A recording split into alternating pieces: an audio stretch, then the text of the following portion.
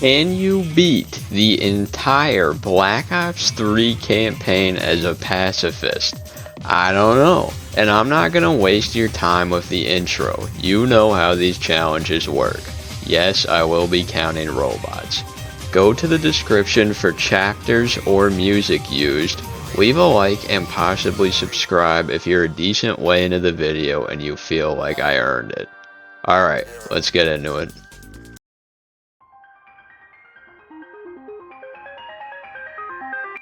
It was my first day on the job and the first mission of the game, and I couldn't believe it. The Hendrix was my co-worker. For those of you who've been living under a rock, Hendrix was one of the starring roles in the latest Hollywood blockbuster, a Minecraft movie. I thought at first that I might be seeing things, so I went to pull up a video on the dashboard to confirm my suspicions, closing out the stupid plane control tab in the process. They want me to fight the chicken? Chicken jockey! Holy crap. Not only was it really him, but I'm also totally getting fired. Some idiots knocked on the door. Hendrix surprisingly sided with me over the man, and we hit the streets. The first combat encounter was up next, and thankfully, it seems like Hendrix actually did his job. I'm sure this trend will continue throughout the whole game and it will never change, since that would make no sense. I gotta let you in on a little secret while Hendrix clears the room. There are a lot of shootouts in this game. Like, a lot more than Black Ops 2 had. There's no way I can cover every single one of them and keep this video under like 3 hours. So, if you notice that your favorite Black Ops 3 gunfight is missing, it's because nothing of note happened and I was able to clear it by employing basic pacifism strategies that you can try for yourself on your own time if you believe I cheated or something. To be honest, this mission was really easy and did a good job of giving me a false sense of confidence. I didn't know it yet, but in due time I'd look back on this level with nostalgia. Given that it's the first mission, the game really holds your hand here and makes it hard for you to fail. You meet up with these Power Ranger guys like halfway through and they'll kill like literally everybody for you. There were only 2 points of concern. First was this part where you're supposed to shoot a bunch of missiles hanging over a bunch of dudes, but you don't have to shoot it and it'll just fall after waiting around for a little bit. The second point of concern was this obligatory turret gimmick segment. If you decide to not shoot, the mission just fails. I was in trouble, but the boys in the lab cooked up something special to help me out. Gentlemen, I'd like to introduce to you the latest in bleeding edge pacifism technology. I call it pretend participation. Shoot at the ground, shoot at the sky, shoot anywhere but at the enemies.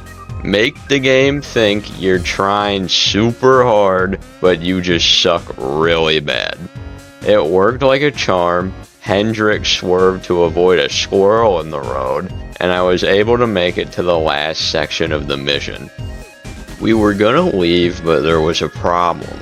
The minister guy we were extracting was having an issue with his seatbelt. I told Hendrix I had a bachelor's degree in seatbeltology, but he wouldn't listen. He stopped me from getting into the container thing despite my constant pleas to let me in, and then he ditched me. I will never work for you again! We're done! Let's just say things got a little dicey after Hendrix ditched me. I got the Red Dead Redemption 2 NPC treatment, but hey, at least my Zombies DLC finished installing. Gonna hop on some Kino later for sure. Taylor saved me, and I completed the mission with 0 kills.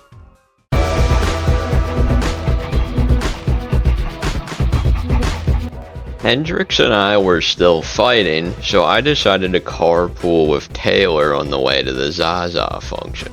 Things were chill, and then they weren't. The train went boom.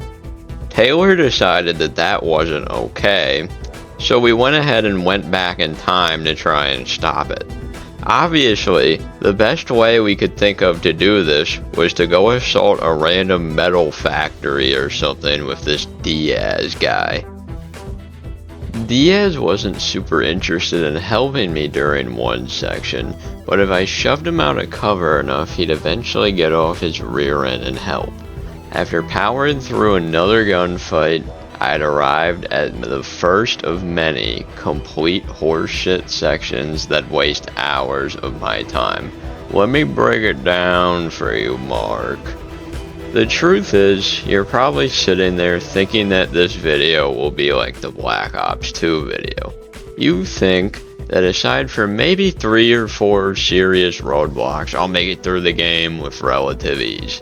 No, you are so very wrong. There is a good reason that the wait for this video has been so long, and it's because almost every single mission has some situation in it just like the one I'm about to show you.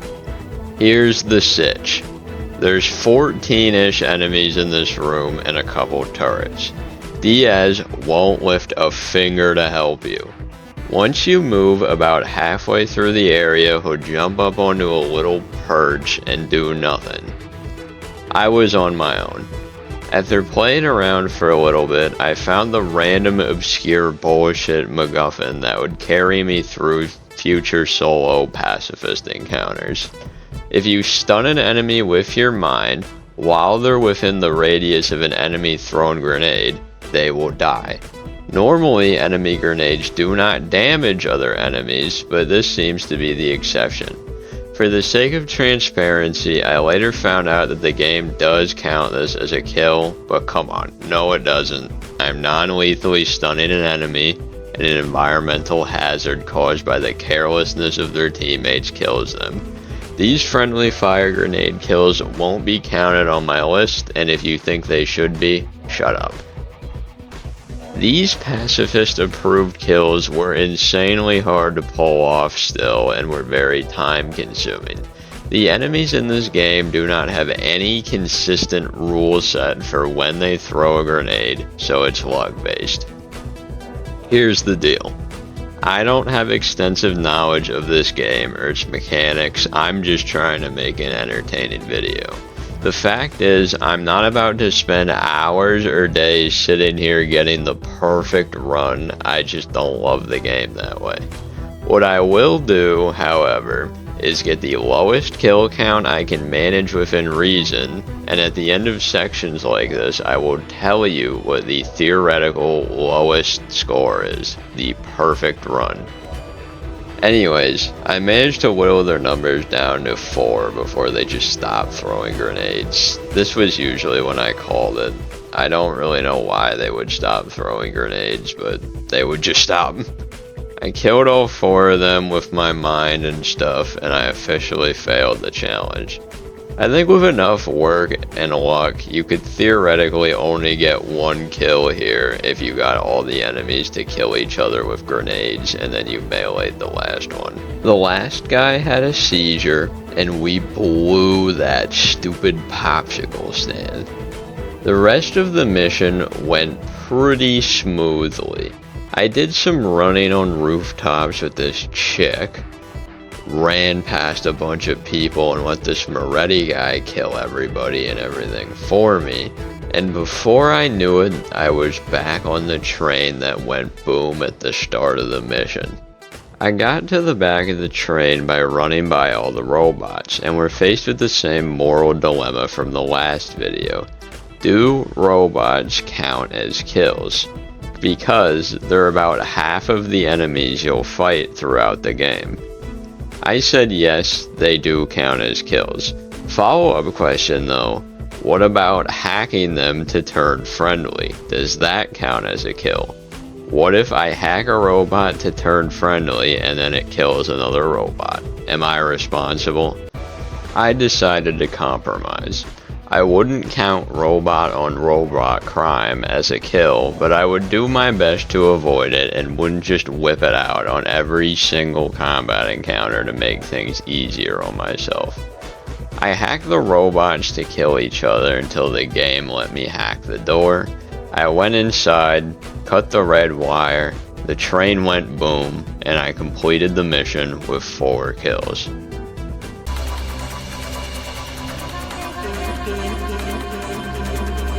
I was on a plane with Hendrix, and to give him credit, he seemed to feel pretty bad about leaving me behind earlier. So much so that he offered me a bite of his gamer girl feces flavored protein bar.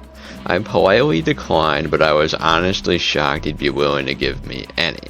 Maybe he's not so bad after all, but I'm still shaky on the whole thing and hadn't quite forgiven him yet. This mission paints Hendrix as a much more useful guy than he actually is. You're pretty much in the trenches with him the entire time from start to finish, and all of the normal pacifism issues can be resolved by waiting for him to deal with everybody in the area, or by simply running past areas and letting him catch up later. It's worth noting that during this mission I started using the active camouflage ability a lot, as it's basically a free health regen and a free teleport rolled into one, with the only drawback being a long cooldown. Using that and the previously mentioned strategies, we cleared out this boat, breached into a room, another boat hit our boat, and we hitched a ride out of there. We met up with Kane, and I just want to point out how she takes out this Juggernaut enemy with like 2 sniper rounds. That's all for now. Anyways, we went upstairs, and then it happened again. Pulled up to the function, and got in the elevator when it happened. I thought Harper was my friend, and he took advantage of me when he knew I couldn't run away. All while Salazar did nothing to stop it. I really wish that I wasn't so ridiculously irresistible to the point that my teammates felt the need to resort to this shit all the time, but whatever. We were almost done with the mission, and then I could have a little talk with HR when I got back home. We ziplined down, and things seemed to be looking up as I now had 2 friendly AIs to help. And they did help. They helped with everybody except the Juggernaut. Not only would they hide and cover and almost never shoot, but Hendrix would also run back and forth between 2 pieces of cover, which made it almost impossible to wrangle him into shooting at the Juggernaut. I was here for a long time, and I watched Kane land dozens of sniper shots on the Juggernaut to no effect. After letting the game run for a good 15 minutes in a safe area where I could force Kane to shoot consistently, I was satisfied. Your friendly AIs can't do damage to special enemies like this, despite the game trying to visually trick you into thinking they can. I killed the Juggernaut enemy and proceeded to the end of the mission. I felt terrible, but this little moment in the ending cutscene made me feel just a little bit better. Go in. You hear that? Yapping. There's someone in there. We need this door open now. Let's go. There's no need for brute force. Oh, you only have to knock, Sometimes right? you just need to knock. Oh my fucking god.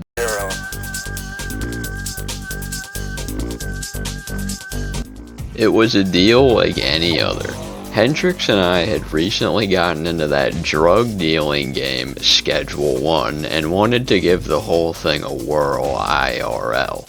We were chilling out in this bar trying to sell this guy some granddaddy ass or dog boogers or whatever our new strain was called when this stupid waiter spilled a drink and got Kool-Aid all over Hendrix's new cool drippy hoodie he was wearing. Baldy got mad, and man, I wonder where he learned this whole knife in the shoulder move. It was really intimidating, and I gotta give props to the writers for, It was the fucking Golden Path. Those fucking terrorists, they ruin everything. Chaos. They took this park. and rerouted the solar power from the super trees. Super trees. If not for the immortals, we wouldn't even have electricity in this shithole. Baldy's mistress came in and told him no more weed until he did his homework. He rightfully started having a meltdown, and then she started giving us crap, talking about how we were some kind of Black Ops guys. Black Ops 3. Although this game's story is about as generic as a peanut butter and jelly sandwich, I did think that Hendrix taking a puff off of his cigar was kind of hard, I can't even lie. And your kind have killed many of our people. That's kind of hard, Hendrix, not gonna lie. Like every deal or like illegal deal and every piece of media ever though, things went wrong and we got into a giant gunfight for basically no reason. The first half of this mission was no sweat. I found this weird jump to skip waiting for Hendrix and found that you could run around this robot mech thing. Look, there's 7 different robot mech variants, we're just calling them robots, okay? Okay. I was suffering from success though because I put on my Nikes and ran through the whole lower area as fast as I possibly can. I had to wait for Hendrix to pull up, which took like 30 seconds, but I just cloaked and hid for most of it. While I waited, I remotely controlled the sentry guns the game wanted me to destroy and had the enemies do it for me, as they recognize the turret as hostile the moment you start controlling it. There was also another Juggernaut enemy. As we've established already, my teammates can't kill them. However, I was able to, after a lot of experimentation, get a run where 1. Hendrix killed all the robots, 2. I killed the sentries via my earlier explanation, and then 3. I lured the Juggernaut out of range of the door, allowing me to hack it and move on to the next segment. Boy, do I have a treat for the Bammer haters. This next section is a defend your position segment and Hendrix will not help you one bit. At first, I thought I could cheese the game and hide in a closet until the download was complete. But as it turns out, the entire download thing is a sham. It's flavor text. It doesn't mean anything. You have to kill everybody in the room to proceed. Despite all of the beef between me and Hendrix, I was so terrified I was even willing to call on him to help me. Hendrix! I need you! Hendrix. Surprisingly, Hendrix wasn't moved by my Oscar-worthy voice acting performance. I guess he had his earbuds in.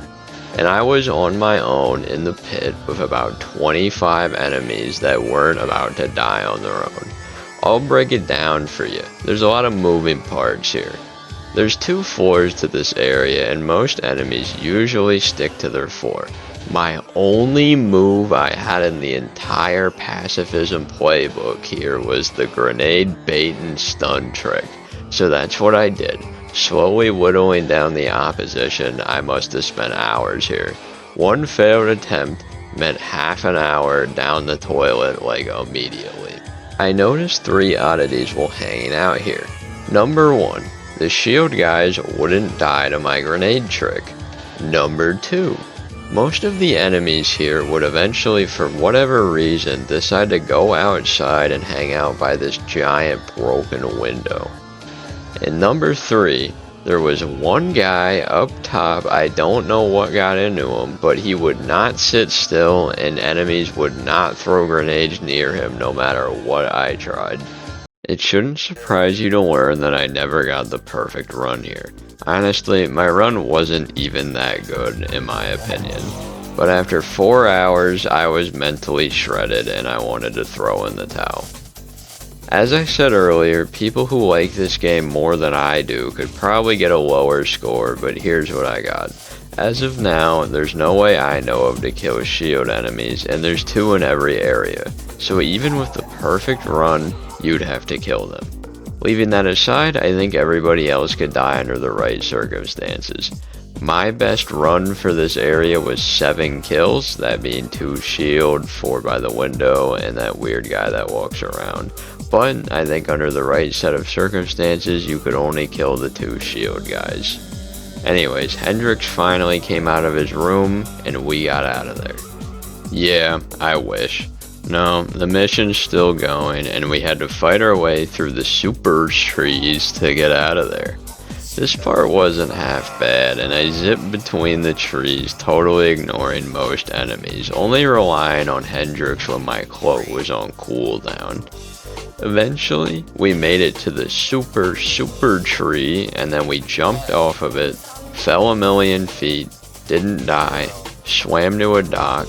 Hendrix killed everybody there, and we decided it would be a good idea to borrow a boat. The game took it easy on me here. I just employed the old reliable pretend participation strat, and I was at the end of the mission before I knew it. We drove like half a mile away from the enemy base, so I was pretty sure no one would find us. So I used this opportunity to yell at Hendrix for what he did. I was super pissed at him for not coming out of his room, and he knew I was right, which is why he could barely look me in the eye. The mission faded to black, and I completed it with 7 kills because of Hendrix.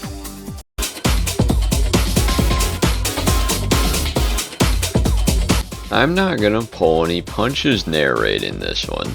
This mission is easily in my top 3 biggest failures if you count robots as kills.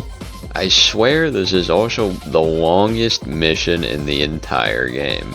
Every time I thought it was gonna end, it didn't. One thing at a time though. We were at the entrance, and here it kinda dawned on me why this campaign felt so off, why it felt so strange to play. There were rarely ever friendly allies outside of Hendrix, and it seems like this game was designed for 4-player co-op more than a solo run. Playing this campaign by yourself has the same energy of playing Mario Party with bots. It just doesn't feel right. Anyways, let me introduce to you the ASP. I assume it stands for ass pain or something, because these guys are all, as far as I can tell, not able to be dealt with as a pacifist.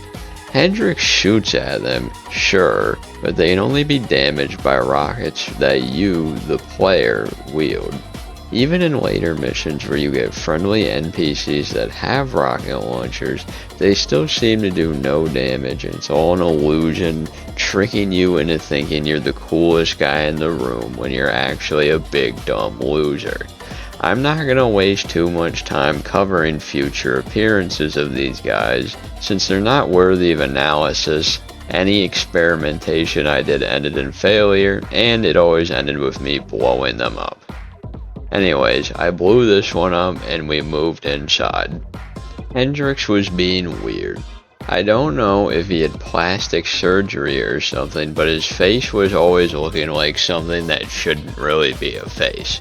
He mentioned to me that he was watching a bunch of Jim Carrey movies, but I never would have imagined the effects would be so devastating. We descended into the hole, and another bullshit battle that was only like a 5 out of 10 on the pain scale was up next. Here's the dealio. There's a Juggernaut and like 10 guys. Hendrix could kill everybody except the Juggernaut enemy, so theoretically the best score here was 1 kill, is what I thought. Something really weird happened here, and I wasn't able to recreate it with any other Juggernaut enemy in the game, just this one. The best way I could describe it is I gave him a lobotomy. I super punched him, and then a few minutes later I stunned him with my mind. This completely broke his head. I could no longer target him with my mind powers, and he'd totally ignore Hendrix and I, often just wandering off in a random direction. I even died on this attempt and managed to do it a second time. Seeing as how he was a huge distraction for Hendrix and myself, I saw this as a big win and decided to forget about him for a minute while I focused on the other enemies. I got down to the last two via grenades and Hendrix occasionally losing focus on the lobotomized Juggernaut when... I don't know what happened. The Juggernaut just died when I wasn't looking. You're really gonna have to trust me here, as I don't have footage of him dying, but believe me when I say I didn't do it and I don't really know how it happened. Put it this way, you're sexting your E-kitten on Discord and she, sends you a 1-month Discord Nitro subscription. Do you poke and prod, ask why you were sent such a wonderful gift, or do you keep your mouth shut and redeem it? For me personally, the Juggernaut was dead and it wasn't my fault. This is all I had to know. I'm assuming that Hendrix did it, but I honestly have no idea. Either way, I got through this part with 0 kills.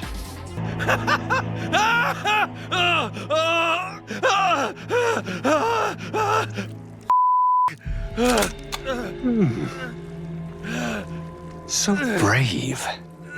Down at the bottom of the hole, it was robot mayhem, but nothing Hendrix couldn't handle. Sit around, cloak, you know the drill at this point. After a boring cutscene, we decided that it would be a good idea to pull a Scooby-Doo. Hendrix went up to go search the attic, and I stayed down to go check out the basement with Shaggy. It was pretty chill for like 4 seconds, and then these robots sprouted up in the water. And to make things even better, my mind powers are disabled for this section because of radiation or something. Despite the fact that I actually didn't spend all that much time here, I died here a ton. To cut a long story short, my zombies experience getting to like round 40 on Shadows of Evil didn't help me very much, and you have to shoot about a dozen robots to get through this part, since Hendrix won't help you. I don't really know where he goes actually. He goes up top, throws a flare down, and then he just kind of disappears for a good chunk of the mission. What a fake friend. My suffering didn't end in the next room either, as there's a giant hallway with robots in it that pop out of the walls to murder you. I had no Hendrix, no way to remove them passively, so I decided to kind of use this weird, like, bomber hack. I don't want to say the S word. This would make the robots run at their robot friends and explode, but obviously it didn't feel very pacifist, and I still counted these as kills. It was just kind of the best I could do. As far as I can tell, by my count, you have to kill 7 robots to hop in the elevator and leave. I took the elevator down, and for some reason, Diaz was there. Perfect. Now we could murder him for adding 4 kills to my count back in the second mission. His boss fight was mind-numbingly easy at first. You're totally invincible while dropping the grenade into his tube, and an EMP blast will get rid of all of the robots nearby once you're done with the animation. It was looking like an easy day in the office, until Hendrix asked me to defend him from exploding robots while he made a rum and coke so he could further enjoy watching me fight Diaz alone. If you decide not to help, I assume the mission fails. Luckily for me, I found the bare minimum number of kills right away here. 2 robots. The rest can self-destruct on the glass with no consequences. Great. I was sure that Hendrix and Diaz were in this together, and that they were working against me and my pacifist ways. My trust in Hendrix was quickly starting to fade, but in an attempt to buy it back, he went ahead and killed Diaz for me to lower my kill count on this mission via touching his face. I guess Hendrix forgot to wash his hands for the past 5 years or something. Either way, Diaz was dead and it was time to bounce. It's not a pacifism challenge if I don't have to restart the entire mission at some point right at the end. What happened here? I ran too fast during a segment where the entire facility is flooding, exploding, and the characters are constantly stressing that we need to get out as fast as possible. My bad, guys. I played through the entire mission again to get back to this point, and luckily when I did, it was pretty easy to beat. Hide until the prompt shows up to help Hendrix, don't shoot anybody while you're underwater, avoid the bombs or whatever, and before I knew it, I got spat back out above ground, and I completed the mission with a lot of metaphorical robot blood on my hands.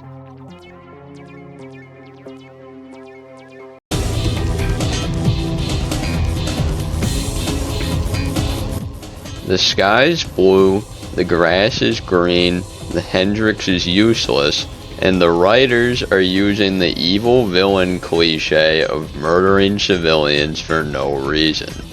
Seriously, I know this video isn't a critique of the game's story, and I won't bring this point up again, but the 54 immortals, the guys we fight the entire game, are so comically evil that they just murder people for literally no reason. It's like it's a requirement to sign up that you have to want to murder people all day long. That'd be fine, but the problem is that the game tries to be deep later and make you question if they're actually justified for acting this way. Like, no they're not. It's just mind-blowing to me that this game was released 5 years after Black Ops 1, 3 years after BO2, and the writing took this hard of a hit. Anyway, now we're in the alleyway, and I'm gonna give you a quick little test to see how your pacifist troubleshooting abilities are. Do you see the problem here? I'll give you a few seconds to figure it out.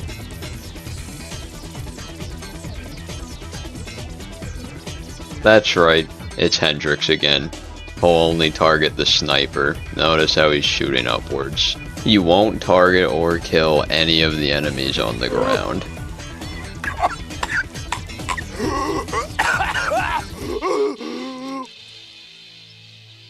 What kind of place is this? Anyways, I guess it was up to me to kill 4 enemies passively. I had a few ideas, but number 1 was the good old reliable grenade bait trick. I managed to kill 1 with it, and then they stopped throwing them again. Please, someone explain to me why they stopped throwing grenades. Another guy got meleeed by Hendrix, which was really weird because I was 95% sure he wasn't supposed to do that. This made the enemy just lay on the ground having a seizure, and a few minutes later they had an off-screen death, leaving me with 2 enemies to get rid of.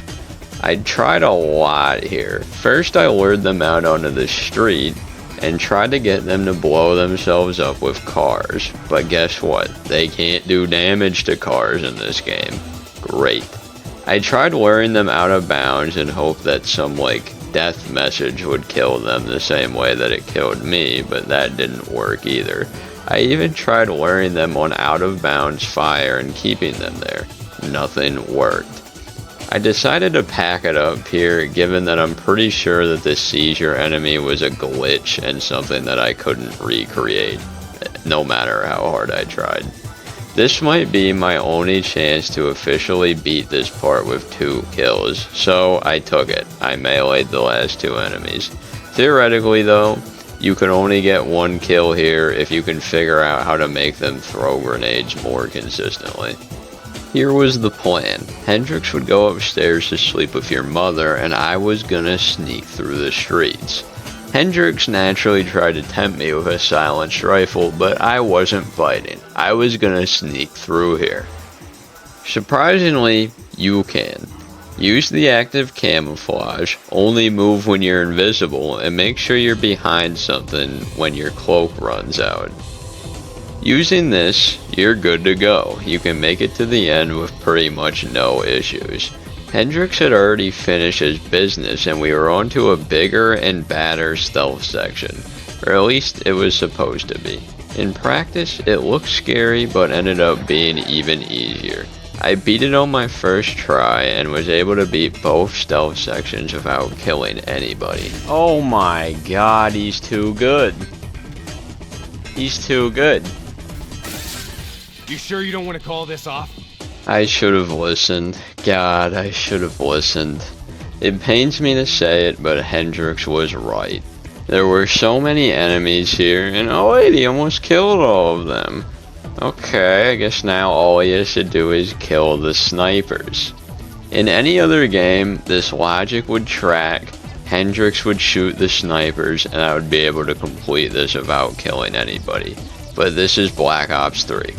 Hendrix stopped shooting the moment that all of the enemies were dead. He would not fire his weapon for any reasons, and there was no way out of this for me.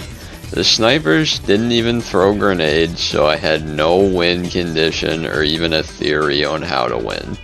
You have to shoot 11 snipers to get out of this area. And what annoys me is I know that the only reason that this happens is because some dev made Hendrix unable to shoot, so you'll be more likely to get on the grenade launcher gun and see all the effort they spent animating this parking lot falling apart as you get rid of them with the grenade launcher. Which does admittedly look pretty cool. Oh, I almost forgot, there's also an ASP because fuck you. The next section was yet another enormous giant gunfight, and Hendrix would stay in this exact spot I'm showing on screen. He'd bug out and stop shooting enemies after a certain point, so given this fact, I felt it was fair to hack the robots in the area to help. Did they help? No. Why would they help? I don't think any of the drones or even the big guy I hacked managed to take a single enemy with them to robot heaven. I also tried giving the Juggernaut a lobotomy, but it didn't work, so I went ahead and got his death out of the way. I'm gonna keep it real with you. I did a few attempts where I died, one where I accidentally killed somebody, until I eventually got this run, where I left the game running after getting rid of the Juggernaut and hacking all the robots that I could. Like I said, I left the game running, went to go get some food, and I had no idea what happened while I was gone. All I know is that I came back to Hendrix and like 3 enemies left. One died for no reason, and despite my experimentation, I couldn't get the last 2 to die to Hendrix, the grenade trick, or anything else. So I decided to say that it was good enough, and I killed the last 2 enemies with this little Firefly swarm ability. Overall, this mission is easily one of the hardest, but at least the last section takes it easy, and you can put on your Nikes for some MLG level juking or whatever the fucking kids say. I burned this lady's face off in a cutscene, saved Kane, and completed the mission with I don't know how many kills. Check the next mission's title card.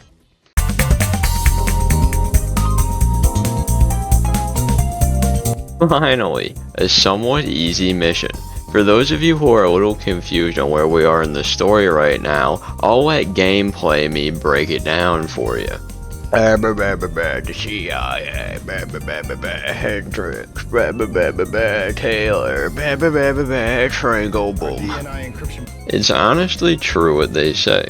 Click on any challenge video on YouTube and you'll hear a line about halfway through it where the content creator states that they were beginning to lose their mind because of the challenge. I always thought that this was an exaggeration until I tried it out for myself. Around this point in the challenge, your mental fatigue really sets in and you start acting like your stepdad before he has 6 beers in him. Or maybe it's after. Anyways, we went on a boring walk that lasted way too long, and we found him. Whom did we find? The subtitles say his name is Dr. Salim, but I don't know how he's supposed to relate to the story. He kind of just pops into the latter half of this game despite you doing no prep work to meet him or anything like that, since that stuff's reserved for well-written stories.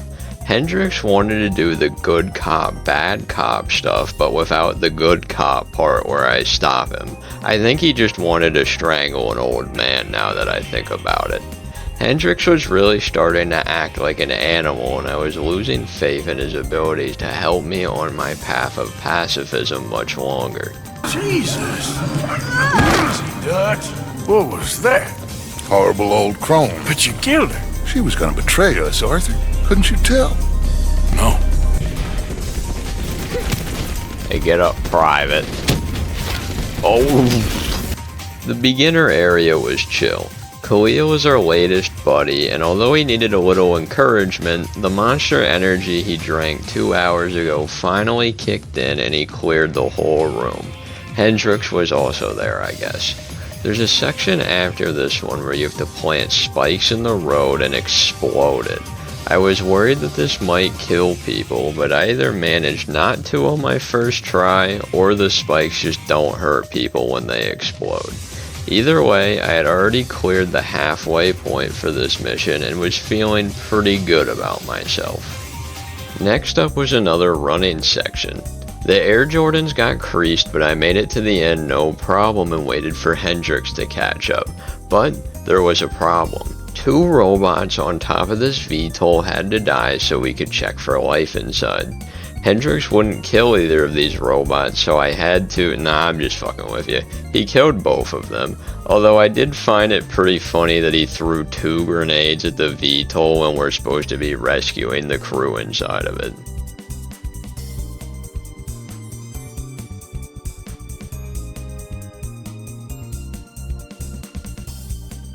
I met up with the pilot, and oh god, you can see the ASP through the cockpit. I tried rescuing the pilot, but Hendrix decided to try out the military-grade bouncy castle we passed on the way in, causing me to fall down onto the ground where I was now in a 4-man Hell in the Cell match with me versus the ASPs. I tried to act like I had a handle on the situation and maybe scare them off, but it didn't work. Oh, yeah, I knew this was happening. Did you? Yeah. Sir, can you capture? Yeah, I know this. I know this is happening. Okay. Thank you. It couldn't be helped. Although I was sure my allies couldn't do damage to an ASP, I waited around for a bit and found nothing that suggested to me that they would be able to kill one. The first ASP would start smoking, but after that it wouldn't ever get blown up. Any following ASPs wouldn't even smoke from my allies' rocket shots. You have to blow up 3 ASPs to progress. I just made sure that my shots didn't have any splash or collateral damage with human enemies, and I was good to go. I cleared the mission with only 3 ASPs added to the kill counter.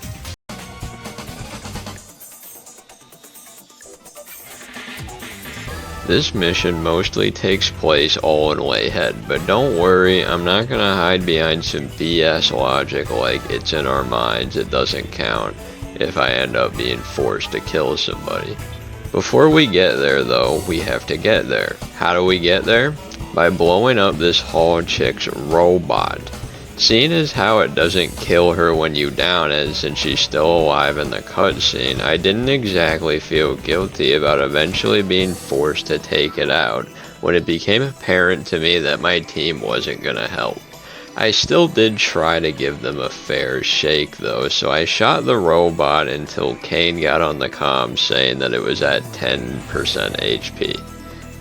I got it down to 10%, hid under a pile of rubble for a little bit, and then it wasn't dead when I came back from being AFK, so I just went ahead and assumed that it's impossible for your teammates to down it. You have to down the robot to proceed. I ripped open the cockpit, and Hall warned me not to do it. Hendrix bitched about something, I don't know, I just tune him out now, and I did it anyways. I shouldn't have done it. Here we have the weird lucid dream type level, and instead of doing anything interesting with it, 95% of it is fighting on a World War II battlefield. With World War II weapons, no implants, this would be hard. Except that I'm lying. You have all of your implants and normal guns. Way to make the mission stand out from the rest of the pack, guys. You can run by all of the Austrian painter guys, although I will admit it's a little hard in some sections and it took me several tries to get the route down. Once I got inside of the church, I guess Hall had enough of me being a pacifist, so she threw a little ASP at me. You know the drill with these, and I had no friendly companions to even provide the illusion I had any choice other than shooting it. I watched for splash damage and we're throwing another ASP on the count. Can I point something out? This shot of Hall talking is an obvious homage to Reznov's speeches in Black Ops 1, and it's crazy that they deadass think that they earned this. Or maybe they didn't, but they really needed this game to feel like it was connected to the first two in some way, even though it's obviously not.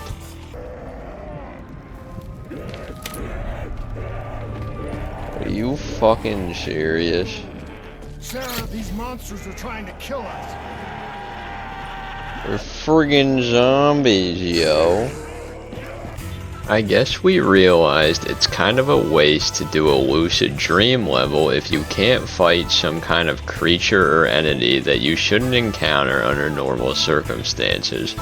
There were zombies and you're trapped alone in the house with them while Hall stands outside floating around thinking about ordering a pizza for dinner instead of cooking.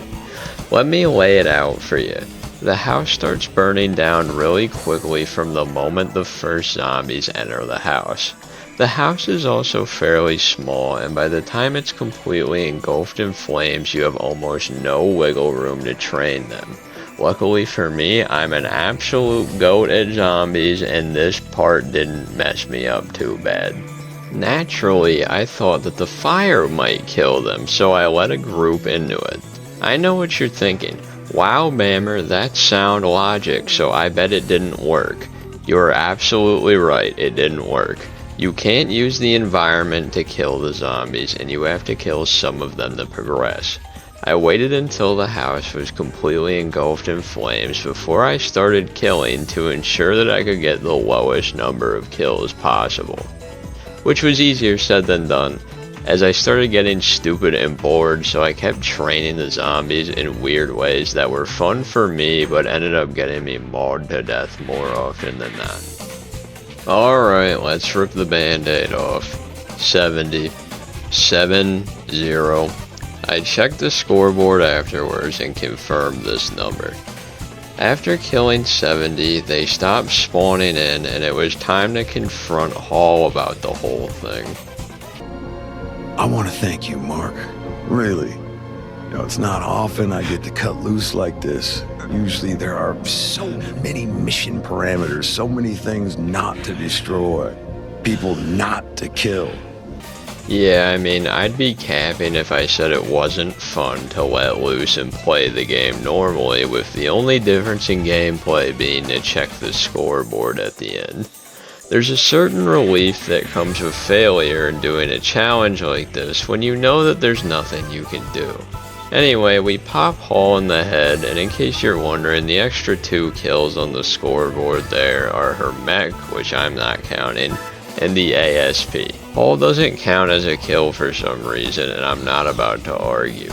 I was thrusted back into the stupid real world of stupid real Hendrix, and I completed the mission with a lot of friggin' zombie kills, yo.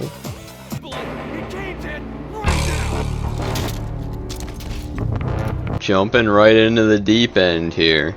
There's friggin' planes, and we're in a friggin' plane trying to get rid of the friggin' planes. I tried waiting the first plane out, and that didn't work. I later found out with testing that you fail the mission if you don't do anything for about 4 minutes. You have to blow up the first plane, but surprisingly, that's it for this opener. You can just not shoot the second plane, and after like a minute, Hendrix rings you up on the boom tube and tells you to help him take out the air defenses. And of course, by help him, I mean you do all the work and he doesn't do anything really. He'll blow up one for you at the beginning, and then a bunch of flying vehicles will distract him, and he never really seems to fully get over it. When he did shoot at the anti-air defenses, the shots were terrible or didn't seem to do damage, so I went ahead and blew up 4, I don't know, like robots. I'm just gonna file them under ASPs, they kinda look like them. I covered Kane on the ground for a minute, and then I got forced into another blow stuff up to progress segment. These hovering things are called wraiths. Hendrix seems to be able to damage them pretty good, but once it's time to deal the killing blow, he's programmed to miss every single missile. You have to blow up all 3 and then 2 more ASPs. Back on the ground, the next defend your position segment was up. The whole thing was easy as pie. We decided to go swimming afterwards, but I forgot my arm floaties in the jet and quickly succumbed to drowning, but luckily for me, Kane resuscitated me. We sat around for a minute to chit-chat about Hendrix.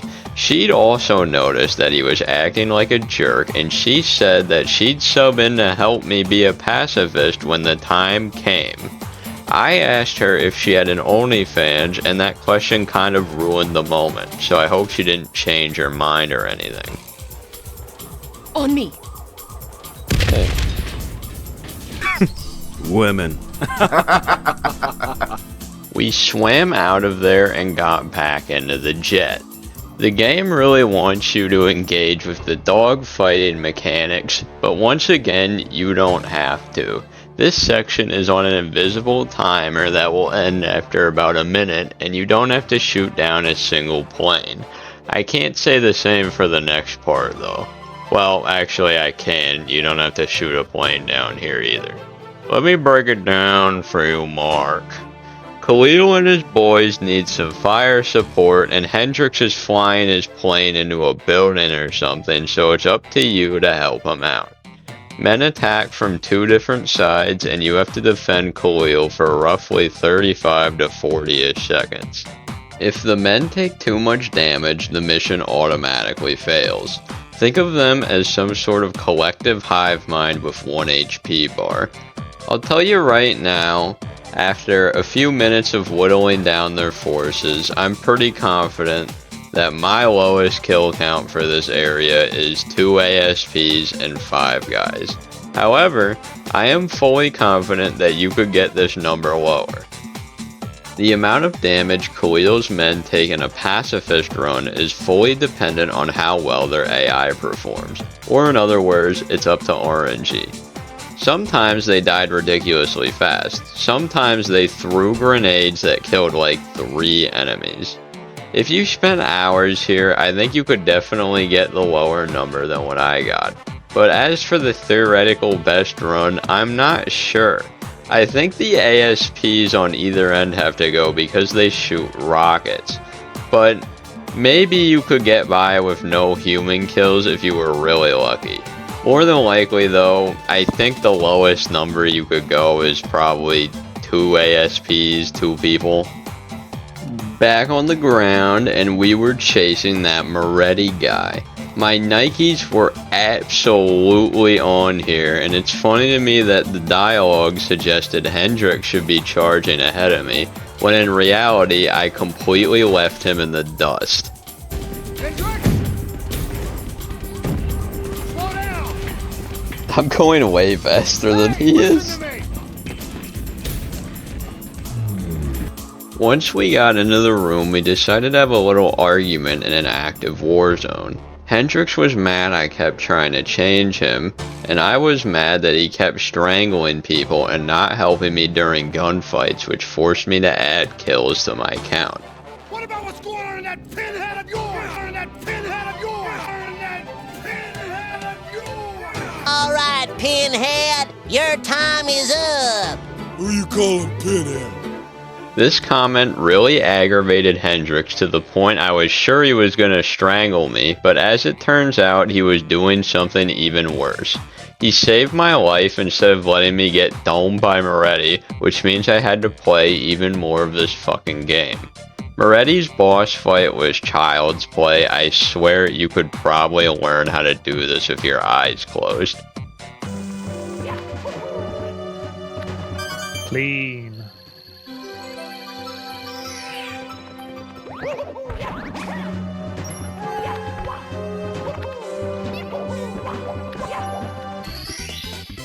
Very nice Star Quilts. Moretti was dead, killed by a cutscene. Hendrix and I finished our little argument from earlier. We ran out of the base, hopped in the planes, and the mission was finally over.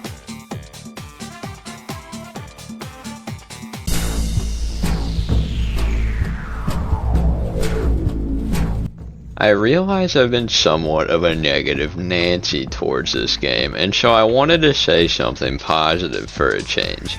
This is easily the best mission in Black Ops 3, which wasn't exactly a steep competition, but hey, it's something.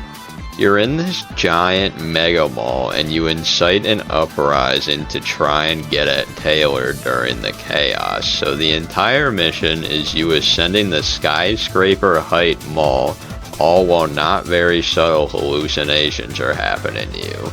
The entire mission is a spectacle, and although I don't think that the writing is good, I gotta admit it makes for a pretty solid Call of Duty mission. The first sections were nothing special. I did my part baiting these explodey wheel guys while Hendrix cleared out all of the enemies.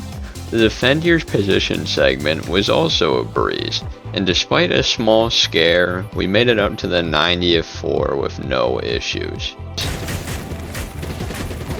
Hendrix continued to actually do his job in the way. Hendrix, please don't do that. Okay, gang, back to business. Oh, thank God he just wanted to do his little quip. Once you take the elevator up, it's just more running until you make it to the detention center. Once you're there, all you have to do is wait by this door for the strangely useful Hendrix to catch up with you. It's like pretty much doing the same thing I do, man.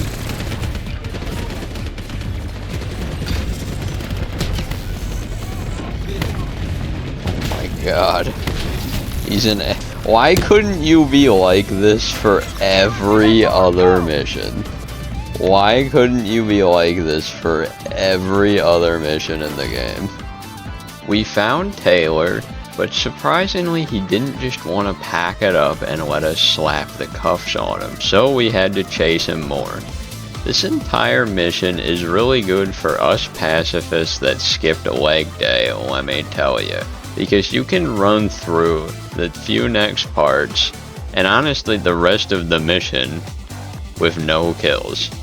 We made it to the elevator, and Hendrix told me to go take a leak, so it was boss battle time, me versus Taylor. This boss battle can be a little tricky to pull off as a pacifist. Obviously, I had to fight the mothership, but I wasn't exactly feeling bad about that since the only confirmed person in there is Taylor and he survives its destruction. The hard part was dodging his robots he'd send in after me, as I'd have to tank explosions and machine gun fire, then find a safe place to regen. I beat this boss battle by just shooting the engine things with my sniper rifle, and before I knew it, I'd beaten it. I got it down, and I completed the mission with 0 kills. Super refreshing to say that. We haven't said that since the first mission. Taylor was low-key about to pop me, but then he realized the error of his ways. He saw me fighting him and noticed how I spared the lives of so many of his minions, and he knew I was chill like that. He ripped out part of his spine as payment for his crimes, and we were low-key bros now. We were chilling on this rock playing Smash or Pass with Marvel Rivals characters when Hendrix. I should have known. Hendrix was an op from day one, and my refusal to slime him back in the first mission of the game now meant that he slimed Taylor. Our paths were always completely different, and I'm embarrassed it took me this long to do something about it. Pacifist or not, we had to slime Hendrix.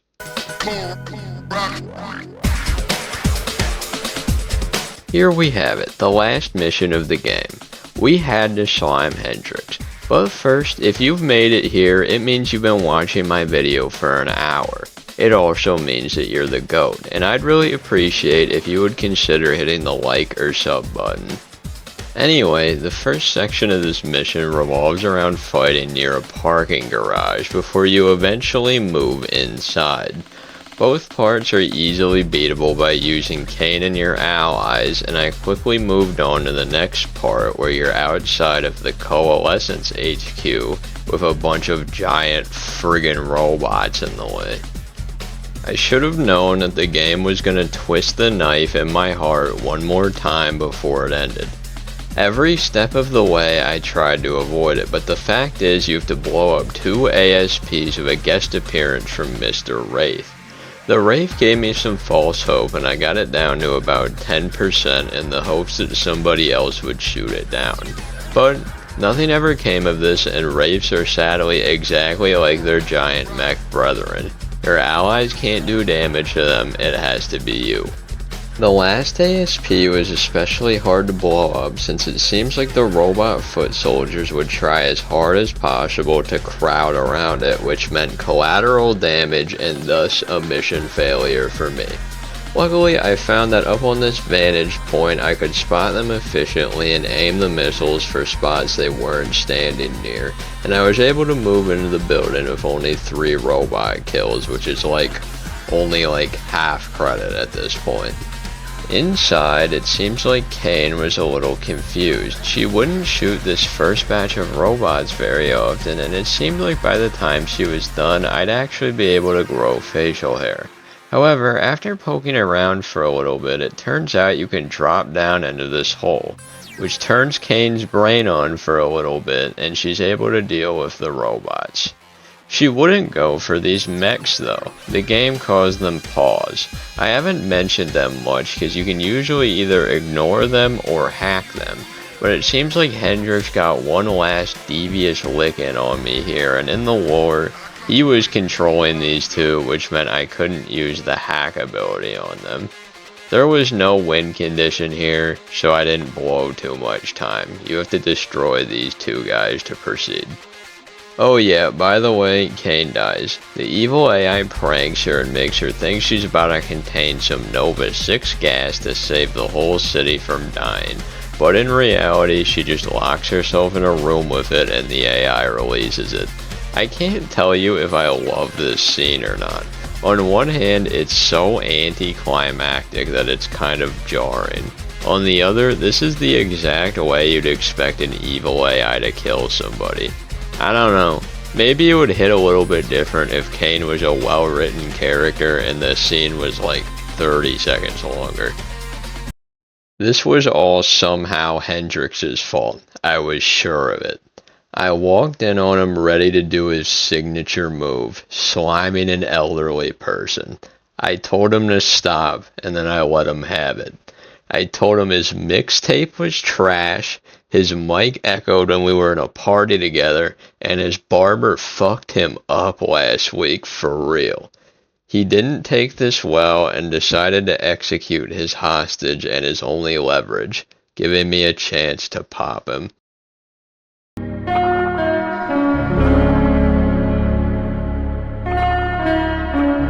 A friend is a friend no matter what, and nobody's perfect. Everybody, we are all in our own ways. Everybody is. I couldn't believe it. Despite my best efforts, I ended up just like Hendrix. I didn't even come here to do anything other than slime him. Look at my kill count. Despite my best efforts, I was a monster. There was only one way to ensure I couldn't add any more kills to my count. Not yet. Hendrix and the evil AI had one more prank left in store for me. The Frozen Forest, an afterlife where I would have to kill people for all of eternity. They were intent on driving me further down the rabbit hole and sentencing me to an eternity of being forced to add kills to my count. Mandatory ASP fights, my allies bugging out, everything. I had to get out of there. I went down the Kool-Aid slide to get away from them, but little did I know I fell into one of their traps. A bunch of guys rise from the dead here and start shooting at you, and if you go too far away, they turn into birds. I got one last lick in with 2 old reliable grenade bait and stuns, but I was eventually forced to shoot the remaining enemies due to a grenade drought. Despite the fact that I shot 6 enemies, the scoreboard only counted 4. I killed 2 with grenades, meaning that some of them teleported when they were shot and I confused it for dying. Meaning that my count here was 4 kills, but the theoretical best count is 1. Hendrix had a meltdown because I managed to wiggle out of killing 2 of his goons and he swore I would pay. But I reminded him of the time I ratioed him on Twitter, not X, and he went away for now. Still, I was running out of roast and running out of time. Luckily for us, our homeboy Taylor is here to give us a helping hand. I love the implication that Taylor just lives rent-free in the AI's head because he stood up to it, and that's why he's able to help you out here. It's so fucking stupid that it wraps around to being cool again. Rare Black Ops 3 writing W. You have to burn the AI's 3 hearts or something. The first one's easy. Taylor was pitching in now, and it was definitely a weight off my shoulders to have a homie again that could kill enemies. He helped me reach the second one, and for the third one, I got a rare chance to be allowed to shoot something, as you're supposed to shoot these weird bomb ball things while you're ascending. I ran past all of the enemies and burnt the last tree. The AI didn't like this, so he tried to slap me into next week, but Taylor had too much Chad aura to be stopped and just grabbed him, even though we're supposed to be in the, where are we? The digital world of Fever Dream. This mission makes no sense once you pop yourself. I guess it's probably like a fever dream in your dying brain or something. Actually, that's what the whole game is supposed to be, if I remember right. Anyways, I hit the delete button on the AI, took a little walk outside, and did not beat Black Ops 3 without killing anybody. So, here's the final count that we're left with. Doesn't look so nice, does it? This rounds out to 145 enemies, with the zombies making up nearly half. But to be honest with you, one of the main reasons I made both this video and the last video was because I noticed nobody has ever covered either of these games before, or at least not their campaigns. No one really seems to cover COD campaigns and pacifism challenges, and the most I ever found was this guy on YouTube who did like the zombies Easter eggs passive. So I hope that my video can serve as both entertainment to you, and as a starting point to anybody interested in whittling these numbers down to their true lowest amounts. I really hope you enjoyed this video, as it's taken me 3 full days of editing to make, which doesn't sound like a lot until you try to do it. Like the video if you made it this far, subscribe if you want to see more. A video doing well is the best indicator for me to make more content like this. So your support is very much appreciated, as well as your feedback. Leave a comment if you want. Anyways, that's all I got. See you later.